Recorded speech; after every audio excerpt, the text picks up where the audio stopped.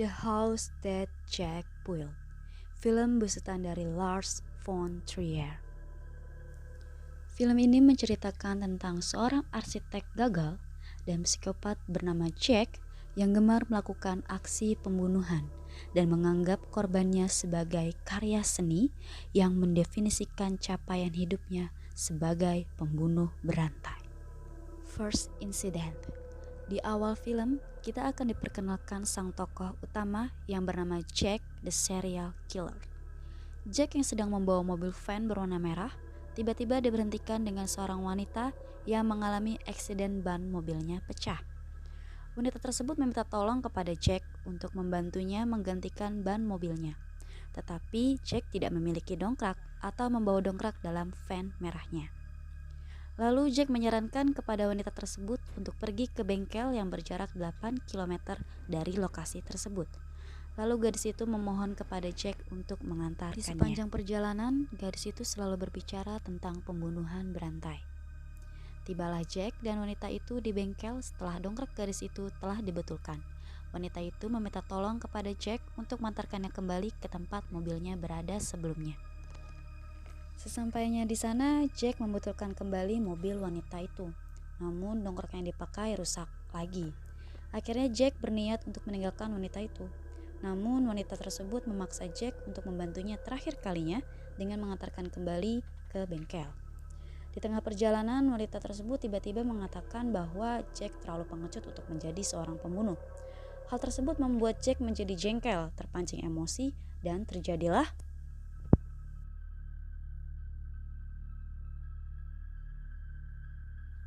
Kemudian Jack membawa mayat itu ke bekas gudang pizza miliknya dan menyimpan mayat itu di lemari pendingin. Dan mobil wanita itu disembunyikan di dalam hutan untuk menutupi jejak pembunuhannya. Insiden kedua. Di saat berkendara, Jack tiba-tiba melihat wanita tua sedang berjalan. Seketika hasrat akan membunuh di dalam tubuh Jack pun muncul. Lalu Jack membututi wanita itu sampai ke rumahnya. Jack pun menghampiri rumah wanita tua itu. Jack berpura-pura untuk menjadi polisi.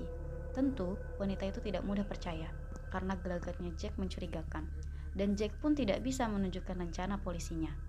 Jack akhirnya mengakui bahwa dia bukan polisi. Lalu Jack berbohong kalau dia adalah seorang agen asuransi. Dengan tipu daya, Jack alih-alih akan memberikan 2 kali lipat uang pensiun pada wanita itu. Seketika wanita itu mengizinkan Jack masuk. Kemudian wanita tersebut masuk ke dalam dapur untuk memberikan minuman. Jack pun berlari dan mencekik wanita itu hingga sekarat.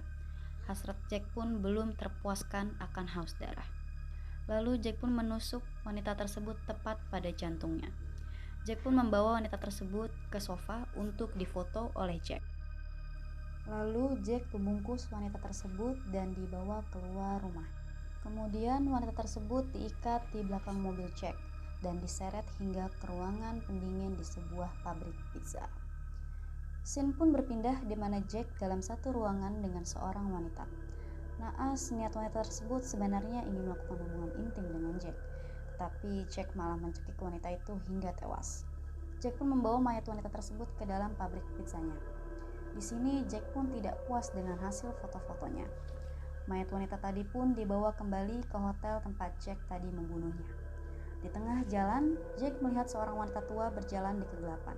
Seketika Jack langsung menabraknya dan memfoto wanita tersebut dengan mayat wanita lainnya. Insiden ketiga.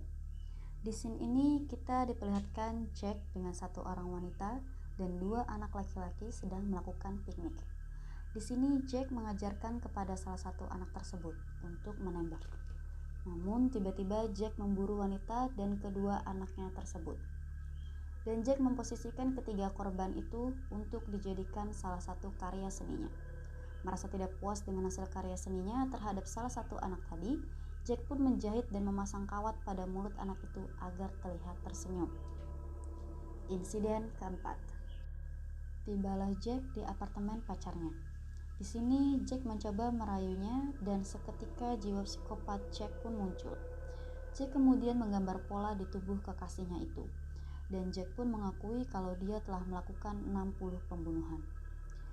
Lalu gadis itu pun lari keluar dari apartemennya. Bodohnya, wanita tadi meninggalkan kunci apartemennya. Wanita itu lalu menemui polisi yang berada di depan apartemennya dan menceritakan bahwa Jack telah membunuh 60 orang.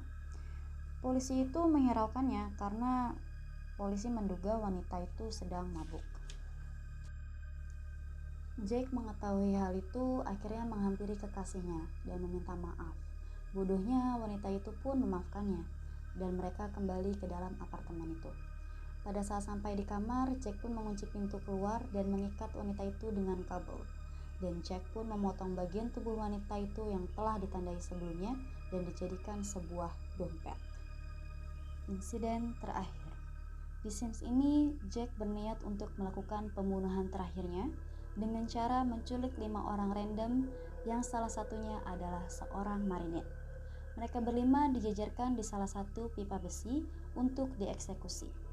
Saat Jack ingin mengeksekusi para korbannya, marinir itu memberitahu kepada Jack kalau peluru yang dia pakai itu bukan peluru metal, tetapi peluru untuk berburu hewan. Jack pun marah dan merasa dibohongi oleh Al, seorang pemilik toko tempat dia membeli peluru tersebut. Al pun tidak memberikan peluru metal kepadanya karena Al tahu bahwa Jack adalah buronan polisi karena semua pembunuhan yang telah dia lakukan. Jack pun meninggalkan toko senjata itu dengan rasa emosi. Lalu Jack menuju tempat salah satu teman dekatnya yang bernama SP. Saat sampai di trailer, SP sudah mengetahui bahwa Jack adalah seorang pembunuh berantai yang saat ini sedang dicari oleh polisi.